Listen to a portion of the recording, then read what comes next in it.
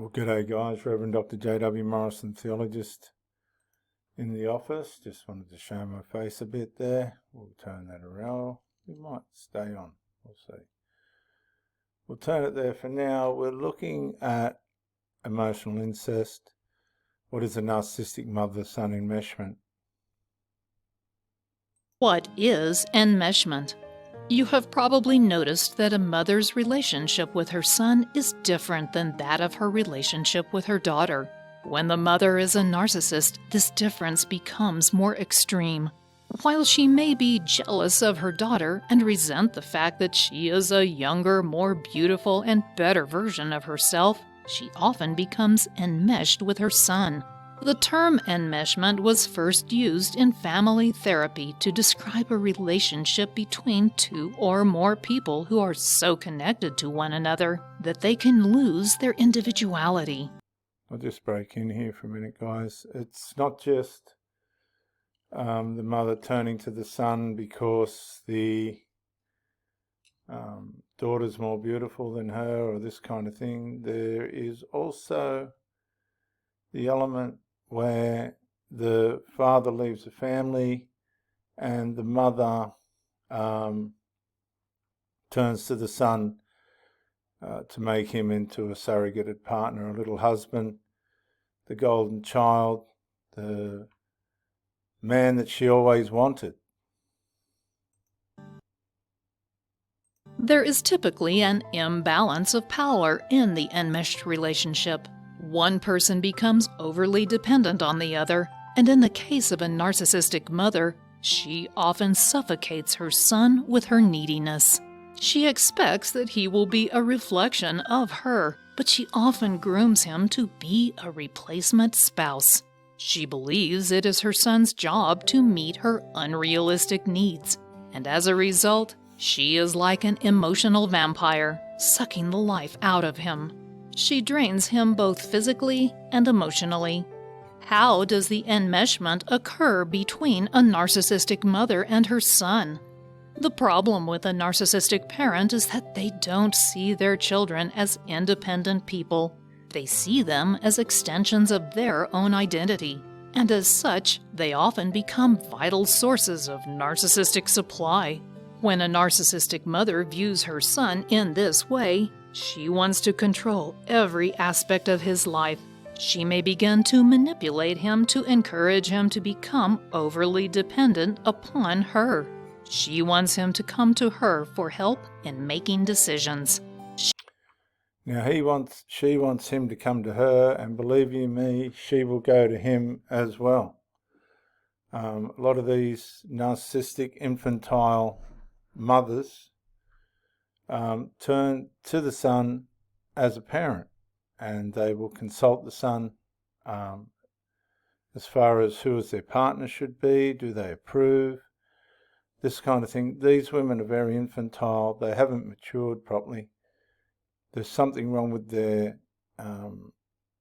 maturity, because if you're turning to a child that can't manage their own life for advice for your life as a parent, this is a sign of severe enmeshment. She's using the son as a little husband, father, daughter as a little daughter. And a lot of these people don't speak up. They stay in these arrangements, and it ends up being severely traumatizing and damaging for life. She may also begin to groom him as a kind of replacement spouse.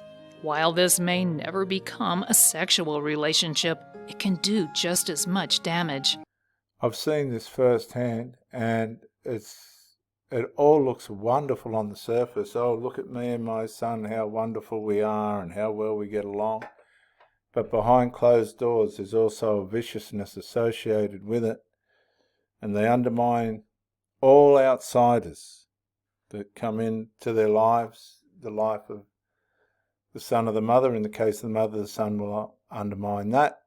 In the case of the son, the mother will undermine that. The son will undermine the mother. The mother will undermine the son to protect the covert emotional incestual relationship. The narcissism will kick in. The objections will occur. Their behaviour will deteriorate.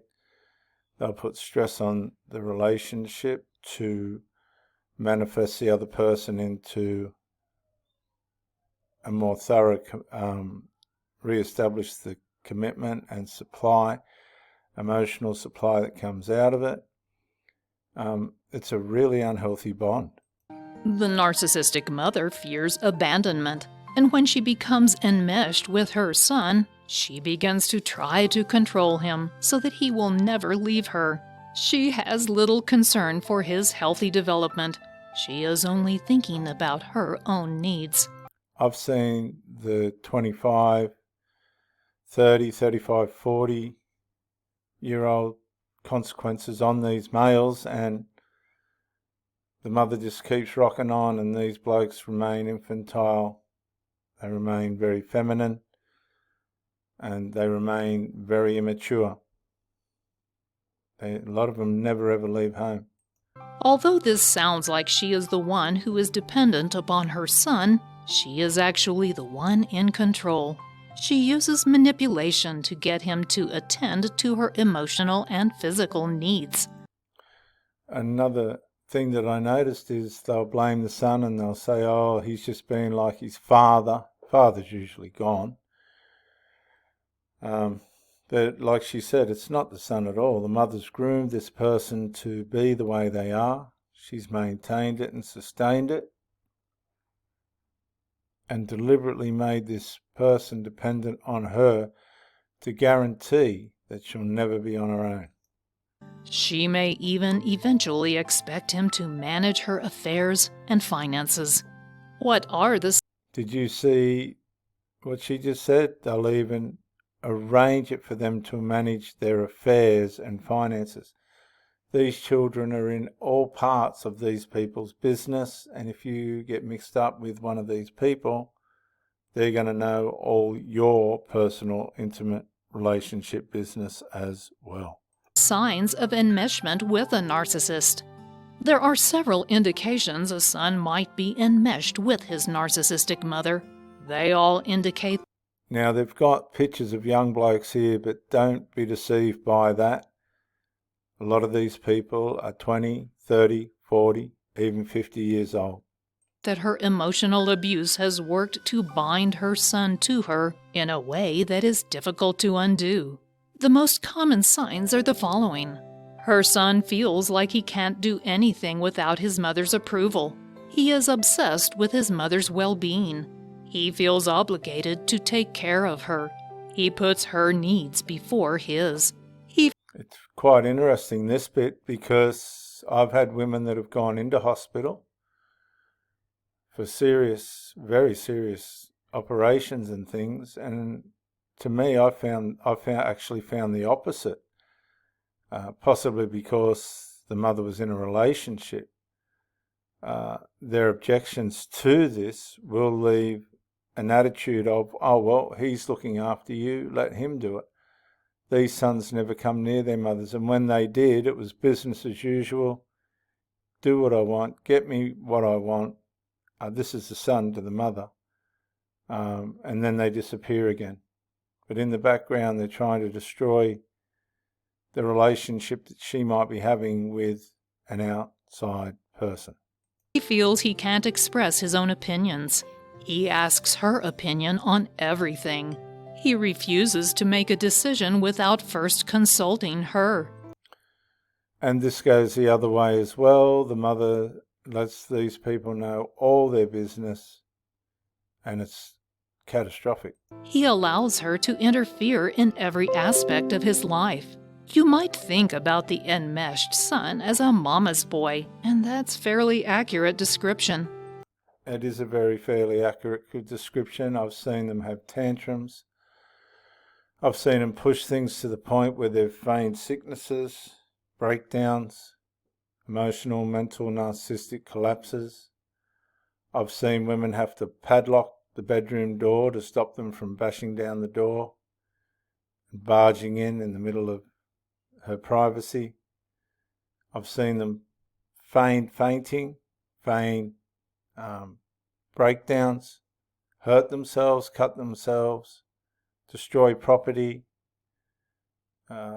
They are definitely mummy's boys, infantile, and they turn destructive when mummy decides not to give them what they want, and this includes the 20, 30, 40, 50-year-old age bracket. He has difficulty asserting his independence, and he doesn't just want her advice, he needs it. That's the strength of enmeshment. He doesn't just need her advice, she needs his as well. It's a little bit one-sided, this presentation, but we'll make this part 1 and we'll come back to part 2 shortly.